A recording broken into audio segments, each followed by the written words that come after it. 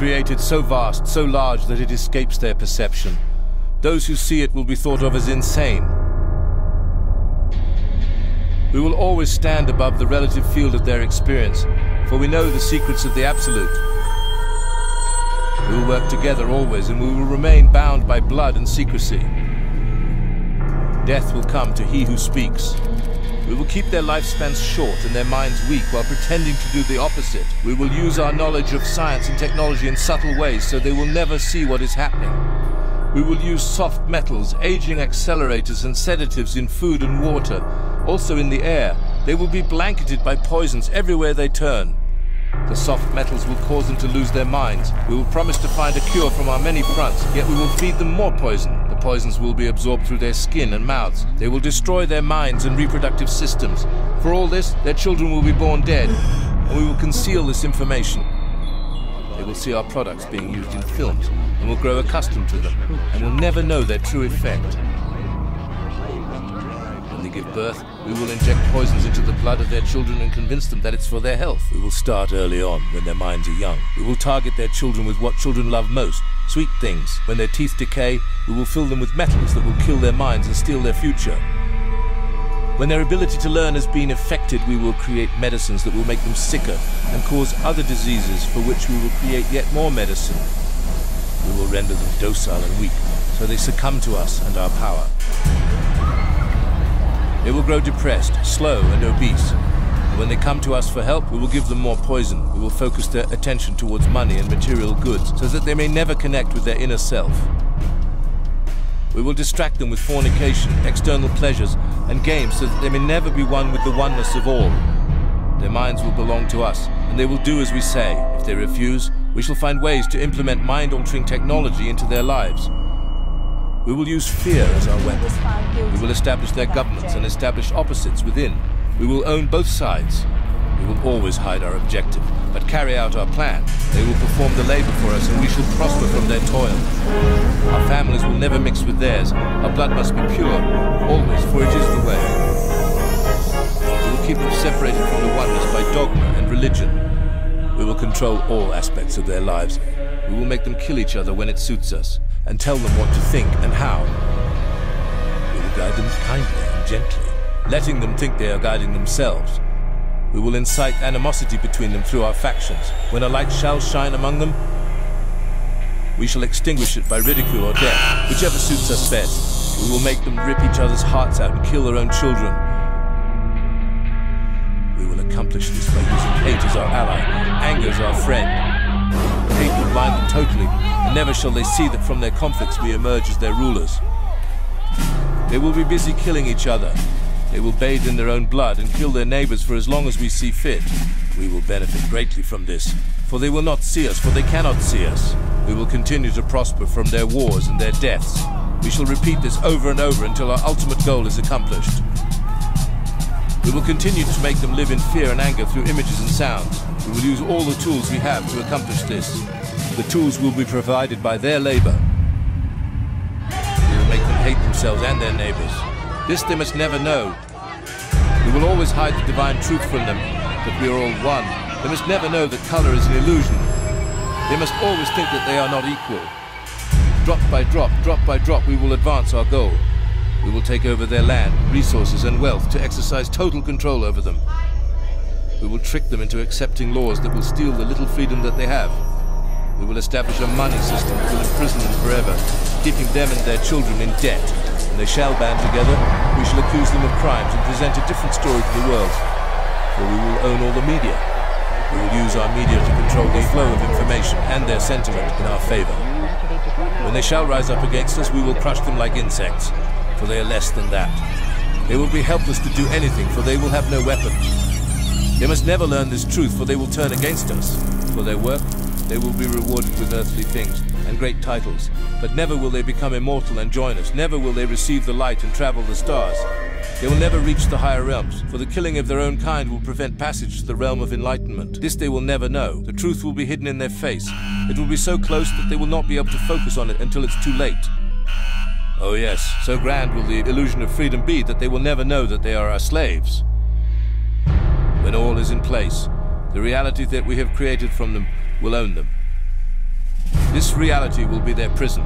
They will live in self-delusion. When our goal is accomplished, a new era of domination will begin. Their minds will be bound by their beliefs, the beliefs we have established from time immemorial. But if ever they find out that they are equal, we shall perish. This they must never know. If they ever find out that together they can conquer us, they will take action. They must never ever find out what we have done, for if they do, we shall have no place to run, for it will be easy to see who we are once the veil has fallen. Manipulating us, pulling our strings behind the scenes, as they built their criminal empire on the back of hard-working people like each of you. They seduced us with advertisements for a life we could never afford, poisoned our bodies with junk food, and distracted our minds with pointless entertainment, all the while happily lending us money to push us further into their debt. Yeah. I can guarantee you that when I die, there ain't gonna be a clone. I'm the only real one when I'm in the zone. I know they wanna catch me when I'm all alone, and I'm cool with that. I'm used to having to hold my own. Yeah, the skills and the rhymes and the raps are built for combat. I'm here to take the children's minds back from the television and the villainous mind traps and the criminals and the military complex. Yeah, cause the TV got a mouth on it. So watch your kids when they get hit from the sound from it. And the internet when they playing around on it. The technology is how they are surrounding us. Cybernetic tentacles, metal flesh, metallic tendrils, subliminal sexual messages sent through your mentals, experimental test tubes and genetic vessels. Yeah, they're looking down upon us from the minors. They want us traumatized from the drama. We not gon' stop, we ride like marauders. It's hard to find us, we camouflage in the collage of mirages. Robotic armored guards have come to bomb us. This goes beyond anonymous and as large as goddess. We've got piranhas in our waters. Yeah. Look at the corporate folk, they slide a bill under your nose without snorting coke. You think your shit won't sink because you float your votes? Well, bye-bye, motherfucker, row your boat. Yeah. Now when you listen, these psychopaths want us to bow when they sit, and I'm loud when I'm spitting. My mouth is a weapon, so when I bust rounds, don't down. Patriot here. I was watching this again last night for about the 10 millionth time. This is one of the most incredible stories that you will ever hear. And even the video is pretty damn good. You don't have to be Christian or believe in God to enjoy this. Or just watch it. But I know there's a lot of people that are looking for answers of, is there a God or not, at this great fucked up time in the world. And I know most of you are, not believing. But folks, first of all, you got the balance of levels here. You gotta have balance in life. There's good and there's bad. There's a opposite, you know what I'm saying here. Positive, negative, pro, con. Okay, we can go on forever. But if there's a good, there's a bad. It's that simple. If there's not, ask yourself, who's the devil fighting then? The main thing for everyone who doesn't know is the ETs, aliens, are actually demons, and they not only want our soul, but they want our bodies to use, because we're using our bodies right now. These ain't ours. He's rented them. But this tells it a hell of a lot better. Trust me. And I'm just gonna go through the good parts of it and shit, because this is an hour 25, and this isn't even the long version. Long version is about 4 hours. Probably take all day. I'm telling you folks, it's an incredible story. And I wholeheartedly believe every word of it.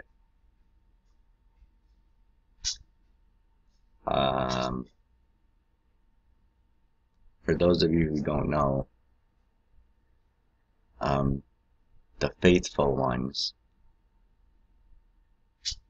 it says Lucifer and the third of the angels went to war with God's loyal angels and were cast down by Michael and the faithful ones, Michael and the faithful ones are the ones that surround God.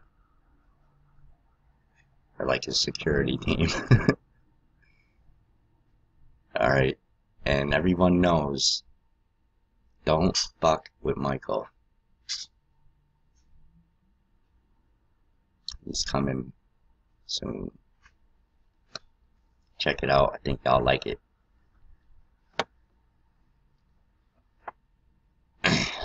I'll just, get to through these points, because this is important to know.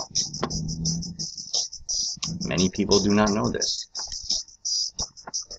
Especially if you're not Christian or Catholic. I never really got the difference between Catholic and Christian. I mean, to me, they're one and the same.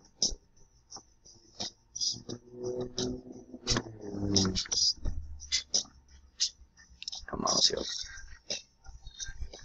Remember that song? That was awesome.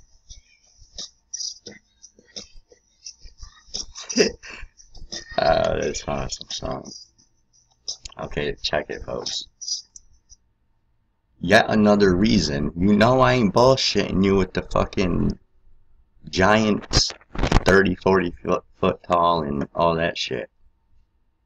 There you go. When human beings began to increase in number on the earth, and daughters were born to them, the sons of God saw that the daughters of humans were beautiful, and they married any of them they chose. Then the Lord said, my spirit will not contend with humans forever. They're mortal. Their days will be 120 years, which is on average what we're living right now. I guess I should probably mention, before we really get into it, that I do not have a religion. And I don't mean that I'm not spiritual, because obviously I am. But God don't make religions. And he certainly don't make religions to attack other religions. We are all one. Is that sending off any signals to anyone? We are made in his image. Still, any signals? Doesn't have anything to do with race or religion. Can we please, after this many thousands, millions of years, get this shit over with already? The fucking whole race religion thing. Just throw them both out the damn window. How's that? And if there's two things I could have anybody read right now, ever, in fact, it'd be the Book of Revelations and this.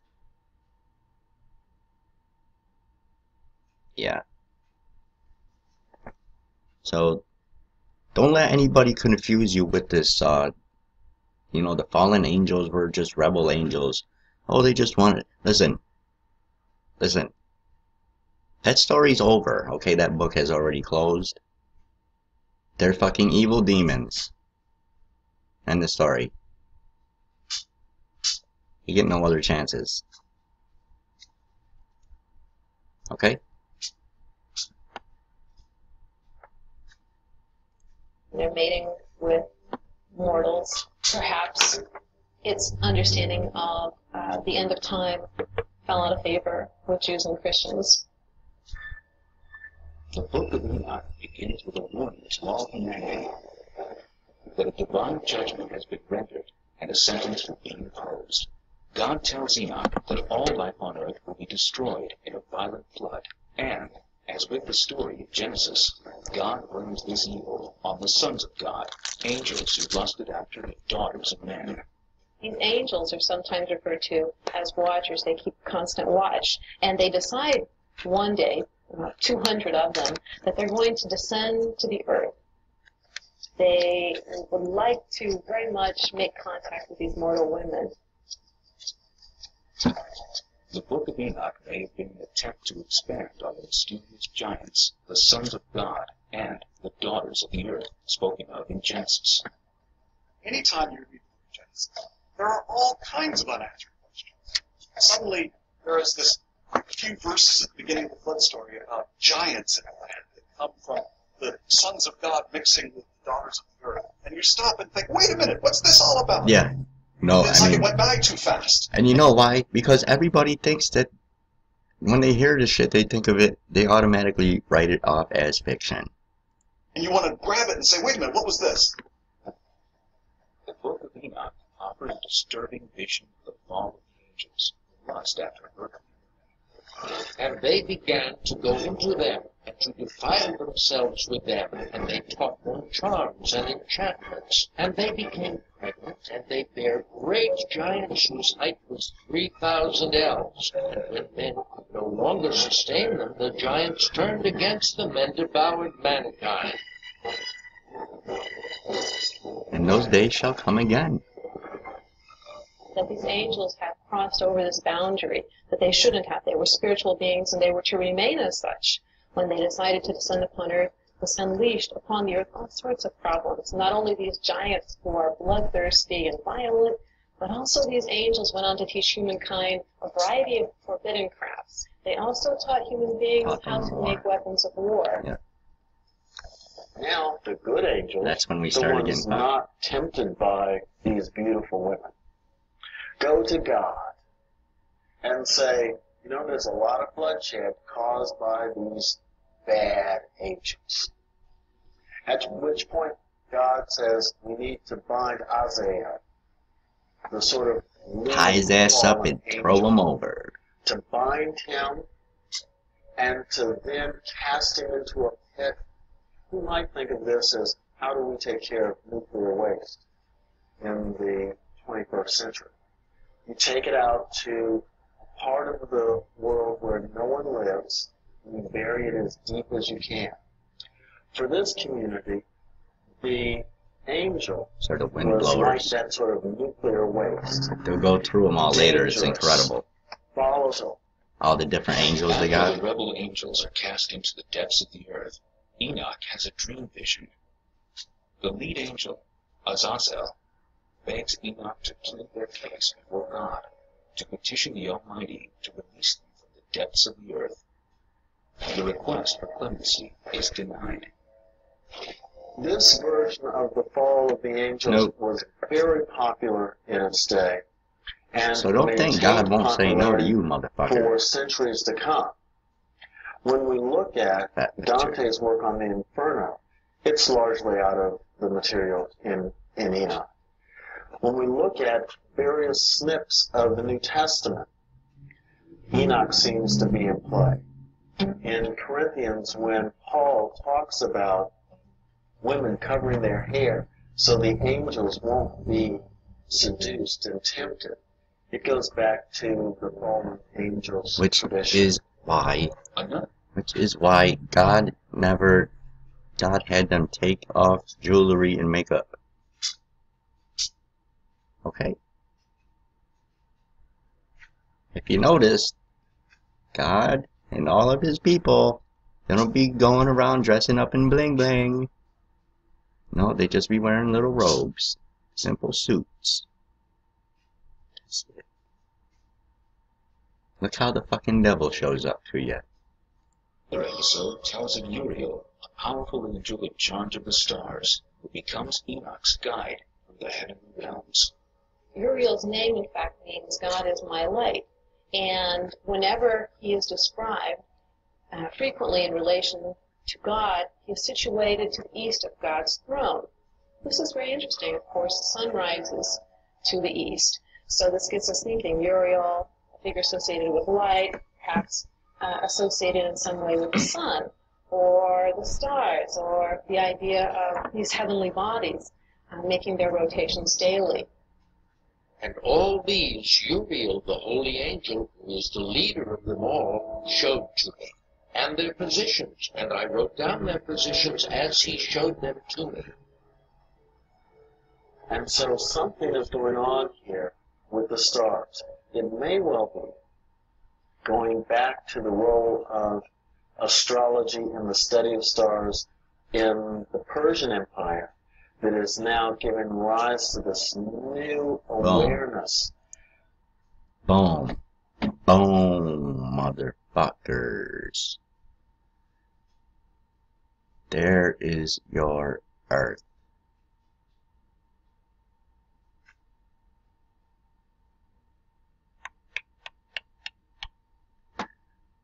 That's how the whole universe is. It's a tunnel tube. Tunnel tube. Tunnel tube. Folks, we're sandwiched in between water.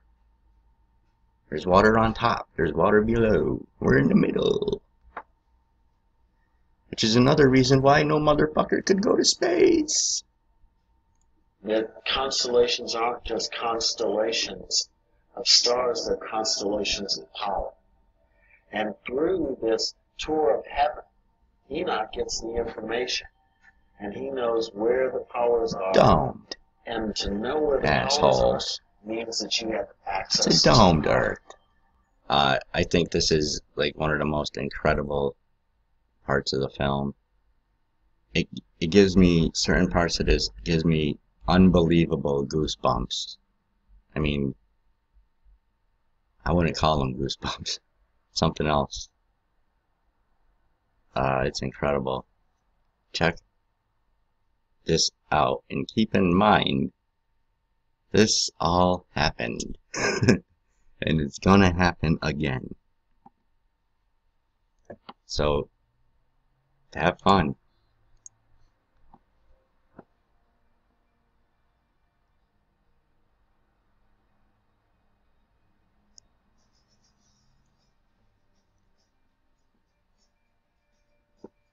Angels are found throughout the Bible, during the Torah, and during the life of Jesus.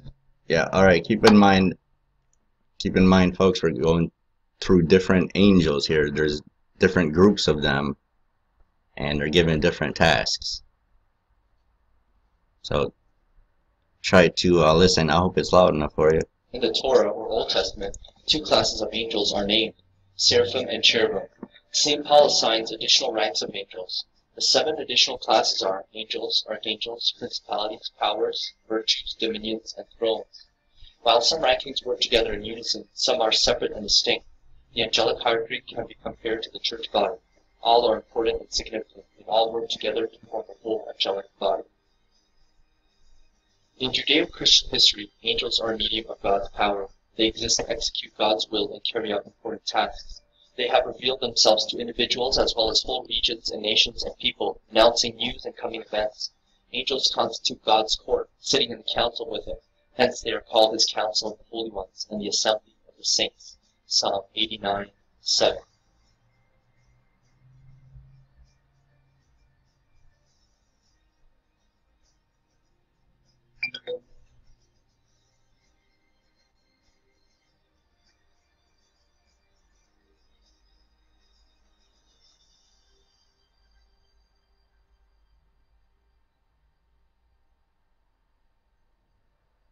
The hosts or warring angelic angels are often present in the scriptures.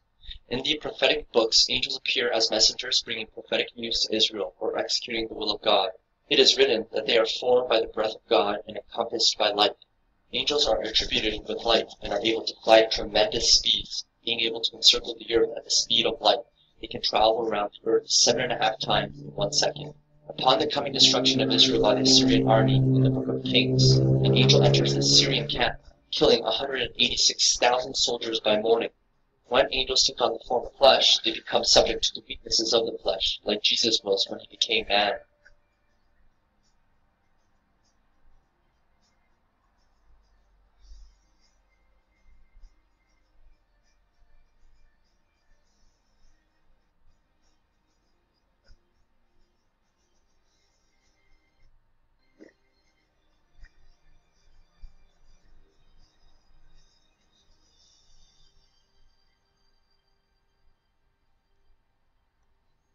He's like, my daddy's coming to get you, bitch. I'm gonna tell my dad.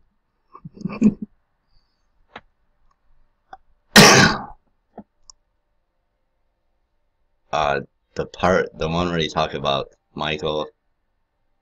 By the way, if you don't know Michael, you don't want to fuck with Michael. He's like the head bouncer.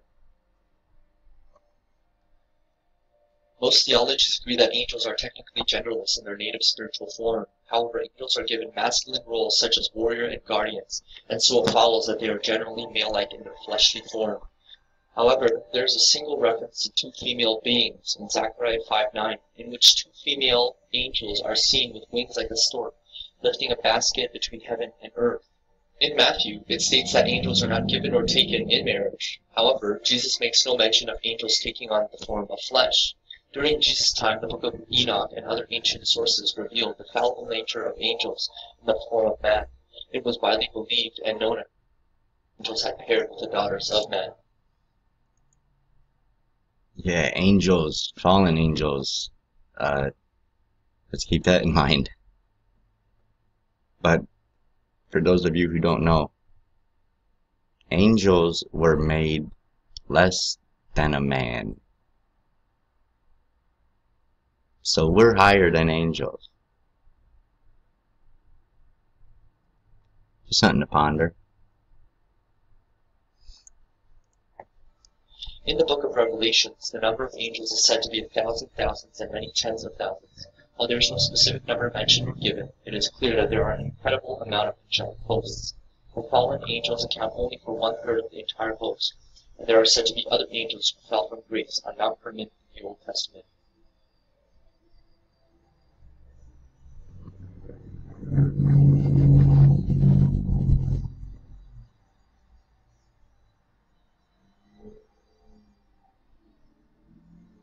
Some angels hold positions of high rank, but at the same time carry out tasks within lower rankings.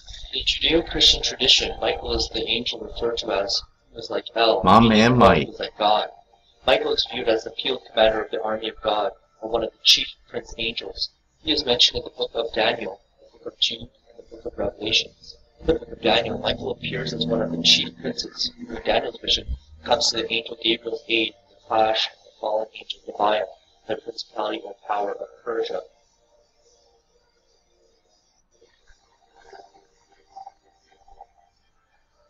The angel Gabriel mentioned in the book of Raphael, who is mentioned in the book of Tobit, and Uriel, who is mentioned in the book of Enoch, are all considered to be archangels.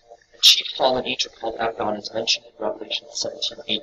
He is also referred to as Apollyon in Greek, and is said to reside in the abyss, the Euphrates River, and Persian Gulf, where he and 3 other fallen angels will be released during the end times. Abaddon is referred to as an individual angel as well as a regional entity. His name means a place of destruction, which is associated to war, death, and devastation. He is described as a king of the bottomless pit, where he is currently bound till one of God's angels releases him.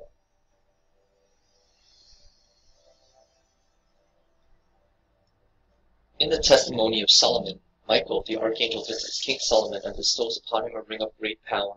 The story goes that Solomon employs this ring to command Nephilim spirit demons in the building of the Holy Temple of Jerusalem. The ring of Sabaoth, or ring of the hosts, was able to cast out demons, control them, or even seize chief fallen angels.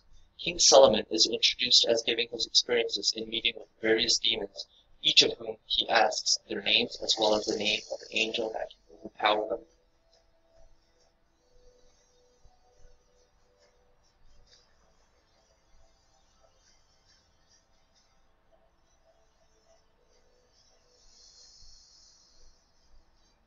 Michael, Gabriel, Uriel, and Raphael are considered by ancient Jewish sources as being the 4 seraphim standing in attendance at God's throne. Although they are the highest-ranking angels in the hierarchy, they also hold the title of being archangels. They are considered to be some of the highest-ranking rebel angels who have not sinned. There's the fucking rush of goosebumps. Damn. There are several mysterious appearances of an angel referred to as the angel of the Lord. In the Testament of Solomon, many of the demon spirits reveal that they fear and flee at the sound and authority of an angel, which has the sum of 644 in his name. In Exodus, it is written, "Behold, I send an angel." Yes, folks, and that is another reason why the Indians came up with how. So they could see how many fingers you got. Which is probably going to be a good idea in the future, too. These fallen angels have, they may look like angels, but they have defects. you know, like you might not see the other side of their face where they got, you know, that's fucking missing. For thee, to keep thee in their way, and to bring thee into the place which I have prepared. Beware of him, and obey his voice. Provoke him not, for he will not pardon your transgressions, for my name is in him. Exodus 23:20-21.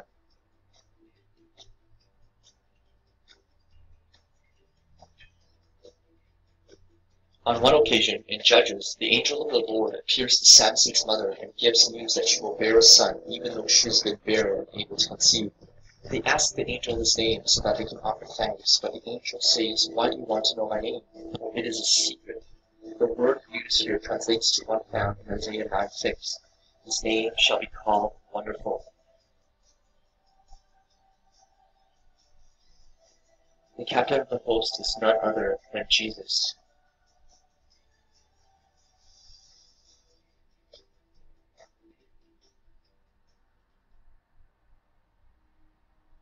Hierarchy. This is another level. Probably my favorite part.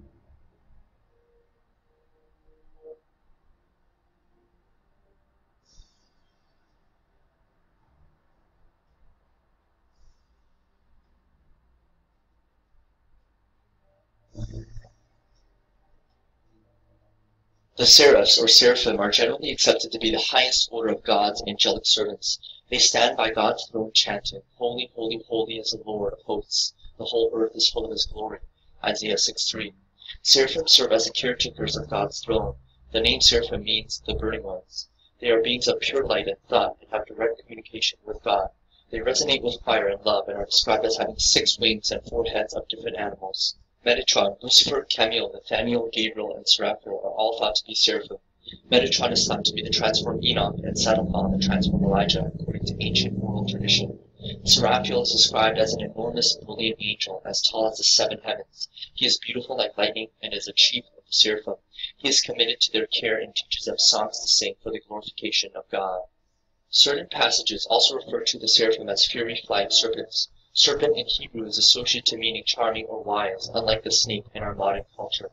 In Isaiah 6:2, it is written, "Each of them had 6 wings, with 2 he covered his face, and with 2 he covered his legs, and with 2 he would fly." Another interpretation is that the word comes from Rapha, meaning healer, and Ser, meaning higher being. There is much confusion in the ranks of angels. Some of the seraphim are considered archangels, even though the archangels are ranked 6 orders below that of the seraphim.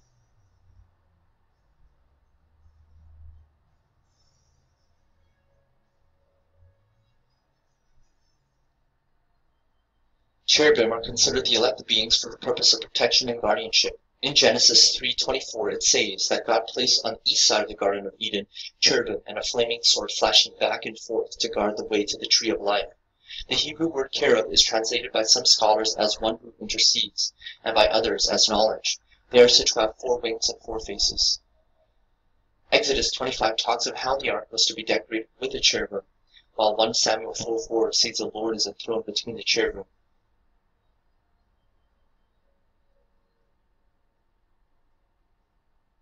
Thrones are living symbols of God's justice and authority, and are beings of tremendous power and movement.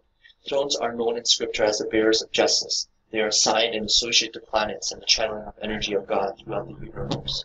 This position makes them some of the most powerful angels in the service of the Lord. Like their counterparts in the second angelic triad, they come the closest to all angels to spiritual perfection, and emanate the light of God with mirror-like goodness. They, despite their greatness, are said to be intensely humble, an attribute that allows them to dispense justice with perfect objectivity and without fear or pride or ambition. Because they are living symbols of God's justice and authority, they are sometimes personified as the chariots of God. The thrones are said to reside in either the 3rd or 4th heaven.